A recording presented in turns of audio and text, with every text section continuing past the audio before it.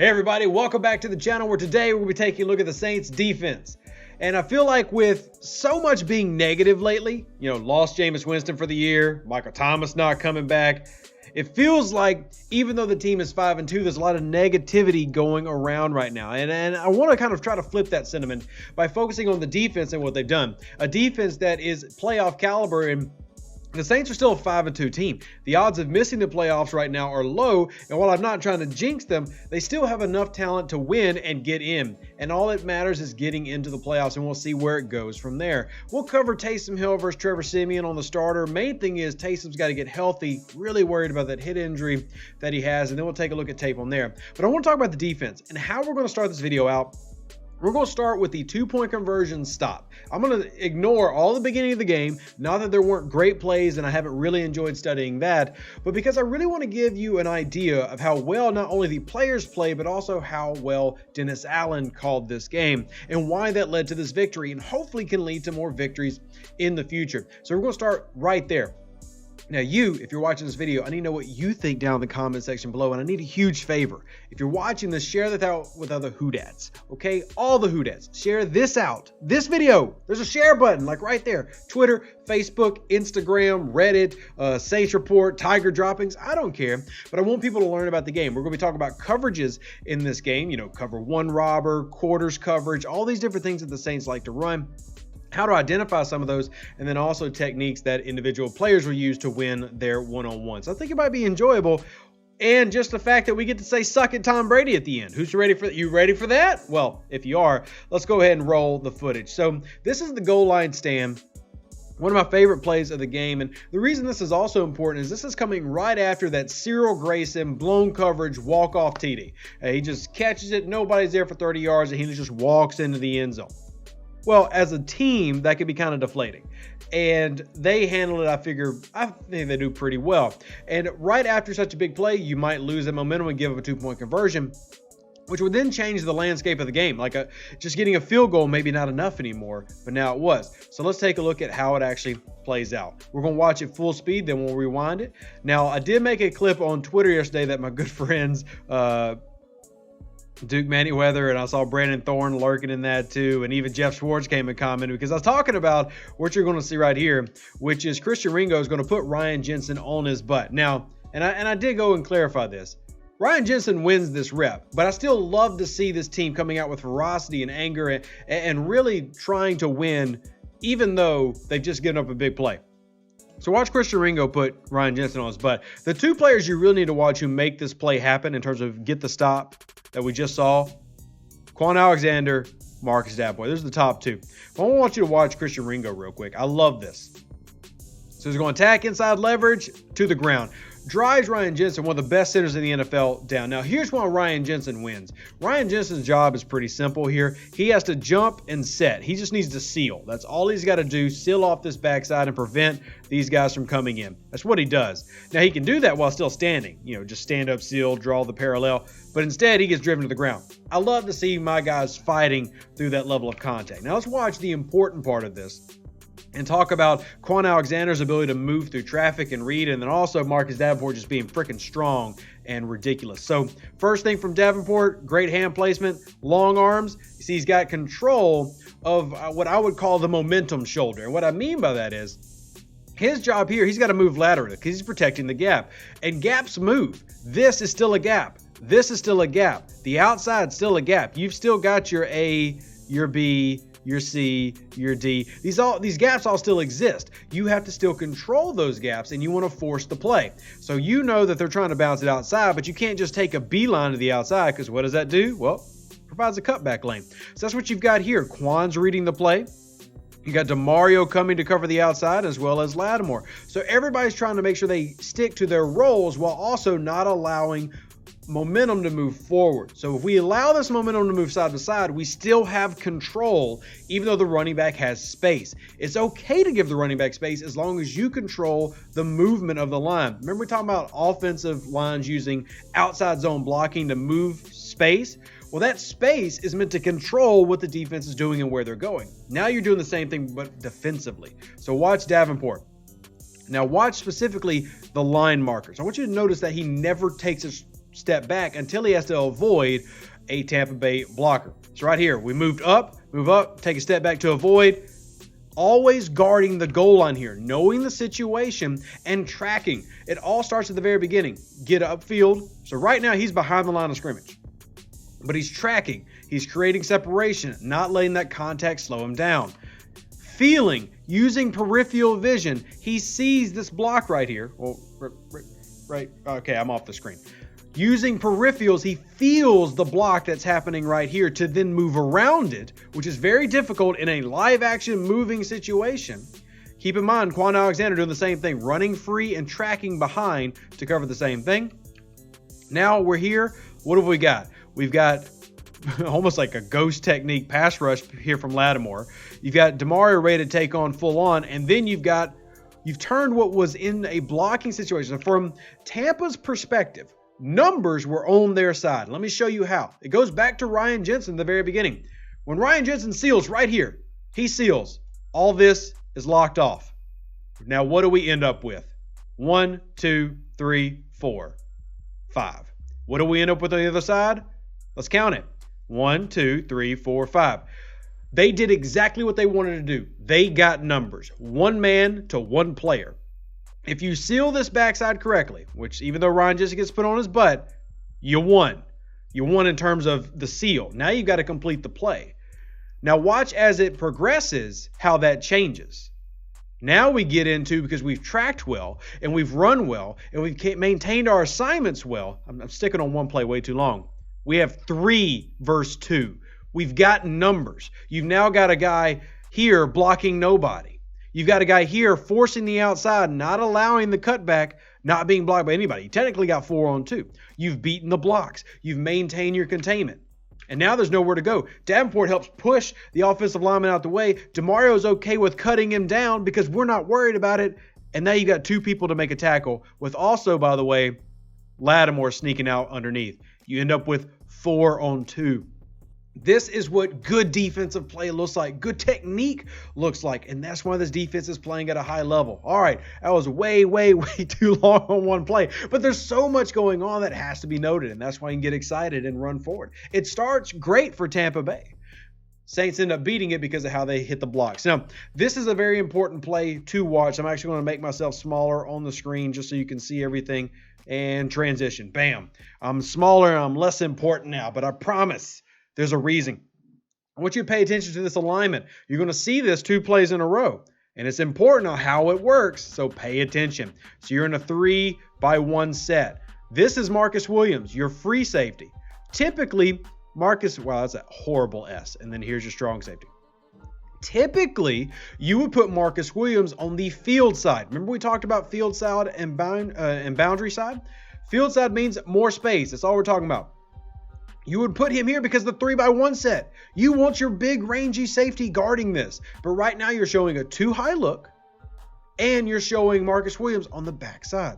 So now you're like, well, we might have something here. We could take advantage of PJ, or we might go after Marcus Williams. Let's see what the post snap coverage looks like. And here's what you're going to see. They're going to run a robber again. Now, why I say again? Well, you'll recognize in a second. So they end up going for Mike Evans. Let me tell you why they go for Mike Evans.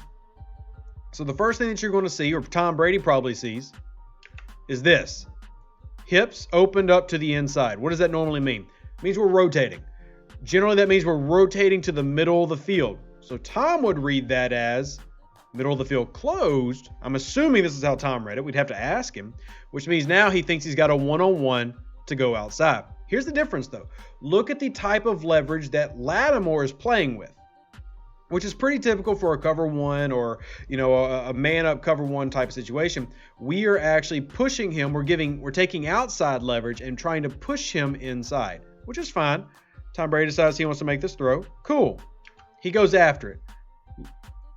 Flip of the hip, range this way, and as the broadcast mentioned, Williams might have had a chance to make a play on this ball. Instead, he tries to play Mike Evans. Ball ends up falling harmlessly to the toe. And Brady seems frustrated. I missed one. You think you missed one. This is actually a great example of Dennis Allen setting up a play while still providing a good coverage. Watch PJ Williams right here.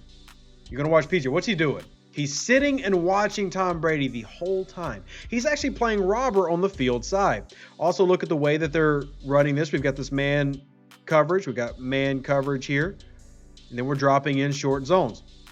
Now, this could also be a quarters call, but we would have to actually message them and say, hey, are y'all playing match quarters? Because that's a thing.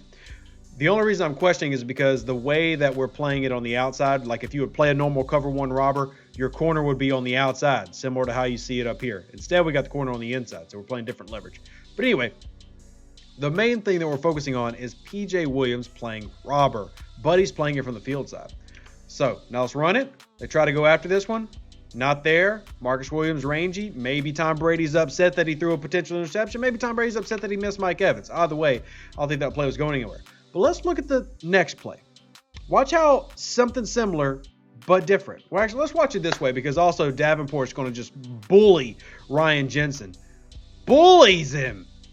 And there goes the pass down to nowhere. Yeah, I think Marcus Williams could have intercepted that, but we'll worry about it later. Now let's look at the next play. So this is what I believe is a cover one robber. Same situation we were just in. 3-by-1 set. See it? One receiver up here, 3 here. 3-by-1 from a shotgun set. But what has changed? Marcus Williams is now on the field side. PJ is on the boundary side. We flipped it. What we just showed before, we've taken it away. And that probably is going to lead to Tom Brady reading this because it's still a cover 2 look. He just watched them rotate. But now it's flipped. So now he thinks, or at least to me, he should recognize that PJ just played robber the play before on the backside, but he doesn't see that. Now he sees no Marcus Williams. So maybe that's why he tries to go in this direction. I don't know. I'm not in his head. But watch this play transpire differently. He still got man coverage with the same type of outside play. But instead, now this time, PJ's playing robber on the opposite side, on the single side. They run a mesh concept. We talked about this before. I've talked about it, at least with y'all, mesh. We're simply running 2 crossing patterns over each other. Tries to hit this pattern. Tries to clear out here. I guess he thought he had one-on-one, or maybe he did think that they were dropping into cover 2. If they are dropping into cover 2 here, he does have the crossing pattern over to this part of the field. My guess is the design here for this mesh concept, what they wanted to do was clear this side of the field and come here, which is why they went trips. Let me rewind it so I feel like I need to be more specific and give y'all a better visual. So let's do it this way. So here's your 3-by-1 set. Remember, 3-by-1. That's just how we identify the alignment of the receivers. So we're going to just run this one as a clear out. Mike Evans, we're trying to clear out. And we put everybody over here because that draws the defenders over here. So now the goal is we're just trying to open up this spot right here. We're trying to get that sideline.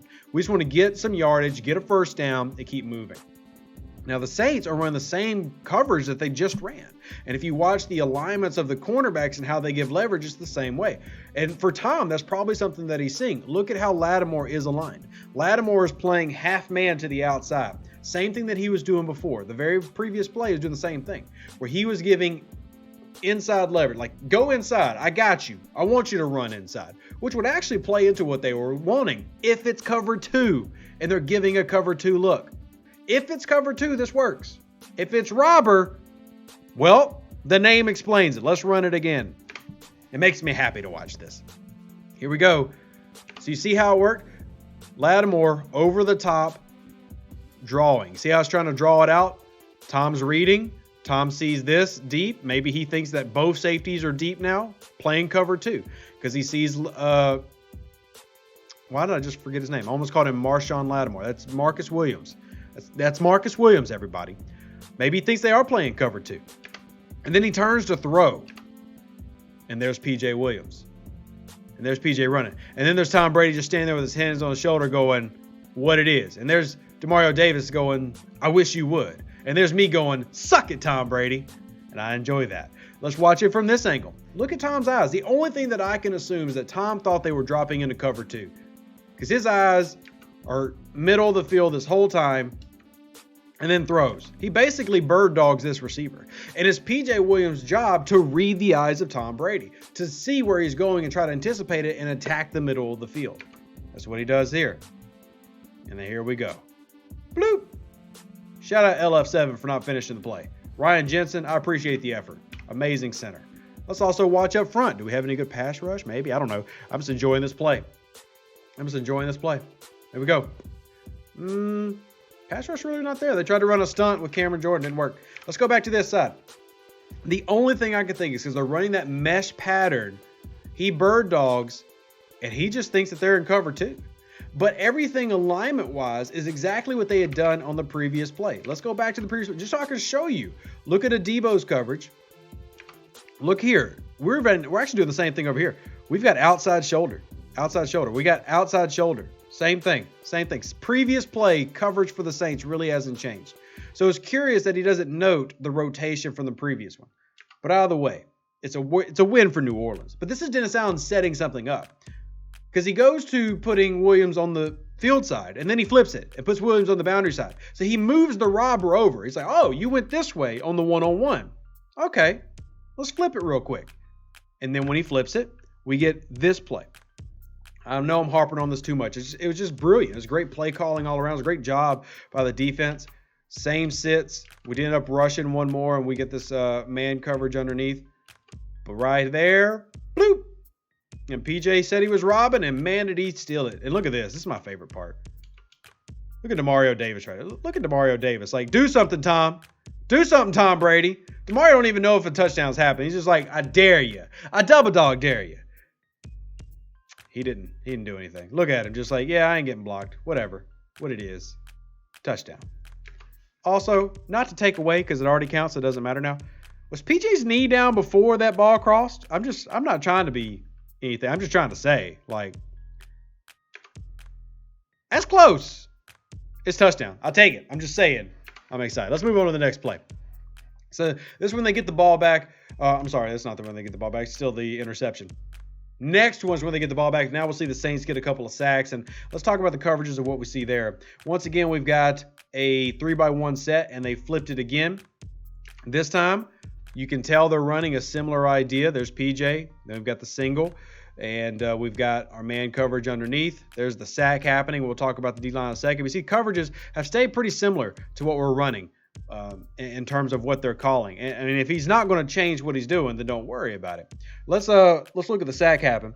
Love that this happened for Tano. Tano is your current sack leader for the New Orleans Saints with 4 this year. And we're going to line up, stand up front. And here we go. Just a great crash inside, and he just beats the right guard. Just straight beats him. There's nothing really to give love here. Beats him before even Ryan Jensen can help out, and Jensen's pretty good for looking for work. Attacks the inside. Cam does a little bit. Cam helps us out, and I want to show how Cam helps us out. Cam is lined up essentially as a nose, but he's a stand-up nose deep. But look how he's going to attack. He's going to attack to this A-gap, knowing Passagnon's attacking this A-gap. It's just enough to draw Ryan Jensen out the way. And we talk about, well, why doesn't Cameron Jordan have more sacks? And why is it... Little things like this matter just as much as Cameron Jordan getting sacks. His ability to help other people get sacks is very important. And right here, boom. You can see he just dead leg stops. He's not even trying to rush. All he's doing is open up the gap. He was going to come back around. It's almost like a delayed weird stunt. So watch what he's doing here. I love this design because I don't think I've actually seen the Saints run this before. This is essentially an end tackle stunt or a tackle end stunt, but run in such a beautiful, weird way. Straight attack down, false step inside, cut back around. I love this design, and I'm curious how they call it. How does Ryan Nielsen draw this up? Is this a Cameron Jordan call? Because remember when Sheldon Rankins was here, him and Cam would make their own stunt calls. I don't know the answer to that question. I actually would like to reach out and find out. But look at this. We're going to stun inside enough to move Ryan Jensen. Bam. You saw that big space that opened up? Cool. Now we plant. You can tell he's planted his leg. Now let's go back around. Bam. So if he does miss, Cameron Jordan's coming right there. If he doesn't miss. It's a beautiful stunt to run in the A-gap. Beautiful stunt to run in the A-gap with a good coverage in the back end. Love it. You love to see it. You love to see it. I love Davenport being a bully and just like, I'm going to touch him too. I love it. I get really excited about this type of game. I'm sorry, y'all. All right, we're not done yet. The game is technically not over, so we got a couple more of these to look at. So here on a 2nd and 19, a minute left. Now we're getting into basically just a prevent defense coverage. We're just dropping people back. We're guarding deep. This is essentially a quarters coverage where deep zone, deep zone, deep zone, deep zone. Basically, they're just probably swapped to a deep quarters now, and they don't care what they're doing. And there's the little underneath pass to a Debo. Nobody cares. Keep it in bounds. Keep the clock running. And pass rush didn't get to him this time. Let's take a look at what they try to do now. Well, one, Cameron Jordan tried to jump off sides. I need you to calm down there, big boy. This time they run the same stunt, but now Cameron Jordan leads it, and they pick it up. They pick it up well this time. They just got destroyed by this stunt, and now they tried to flip it. Now they tried to run the stunt with Passignon first.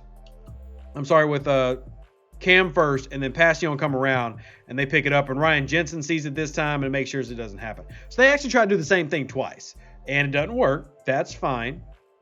They'd already ate up 9 yards. So it works. Cool, cool, cool. Next one. This is another sack. This is Quan getting the sack, right? And this one, no, this is incomplete. They dropped the ball. Like, I'd be so pissed if I'm a Tampa fan. Like, here they are, drop back and just deep quarters. We don't care what you do. Get your little easy underneath pass. I love the little jump down here. Which this is something, if you ever play quarters coverage, one concept you have to worry about from a passing concept is called the Mills concept. It's designed to really destroy quarters, and we can talk about that in another video. But anyway, dropping this pass just would piss me off. I'd just be so irate. But anyway, let's move on to the D-line, see how they do in that situation. Yeah, Alexander's just kind of playing whatever, no big deal. Wow, that drop. Look at everybody on the sideline. Just like, can we end the game already? Are we good now? We good now? Cool, cool, cool. All right, final play. They're going to swap sides for their quarters, which basically they did that because they want Marshawn Lattimore in the man coverage on the best receiver, which is typically the backside. And then the trip side have a Debo. It's actually maybe cover 6 right here. But anyway, we're not worried about that. We're worried about the sack. Come on, let's get to the sack. And this is just making them fall asleep. This is actually just kind of like they saw or right guard was dealing with Alexander the previous play who wasn't really pass rushing. So he just kind of lulls them to sleep and then jumps in. And they feel like, or he feels like Davenport's coming. Davenport's just doing his rush and he lulls them to sleep. He's just kind of like, yep, I'm in your gap, buddy, but I'm not really doing anything. And then boom, take off. Sack. It's a good job. And that was the final play for the New Orleans Saints defense. And as a whole, I mean, I love going through the back half of this game. And honestly, we just looked at like the back 5%. Defense played a great game all throughout against an extremely good Tampa Bay offense. And sometimes you just have a great day and great day play calling, great day performance, and everything came together to beat, which is a really good team in the NFL. I don't want to take away from Tampa. Tom Brady's playing at an extremely high level at 40 million years old. Tampa's offense is freaking nuts. Their defense, which has a beleaguered secondary, is still really freaking good. And anybody that tries to downplay that is silly. The Saints had to come out and dominate this game to win, and that's exactly what they did. They came out and dominated this game, but on defense, it was a great job designing plays using things like cover one robber by Dennis Allen, and from the front side where you would look at Ryan Nielsen making pressure happen at the right moments to make this game. I think the biggest thing to take away from this video overall, though, is that this defense never loses its composure. If they give up a big play, they're right back at it the next play coming at you hard and heavy, and that is something consistent with this team throughout the year and has been kind of their MO for a while. We talk about the Saints being an offensive team. This is a defensive-led team, and that's fine. There's nothing wrong with that, and you can win games. In fact, they've won 5 so far and lost 2. And the only one that they really should have won is probably the one bad game the defense had. I mean, it was a bad game. Woof. But hope you enjoyed the video. If you did, smash the like button, subscribe if you haven't already. Once again, share this out so that the channel can grow, and I hope you enjoyed it. Who dat? God bless, and if you want to learn more about Saints football, well, let me know what you want to see down in the comment section below. Deuces, that's me. We outie.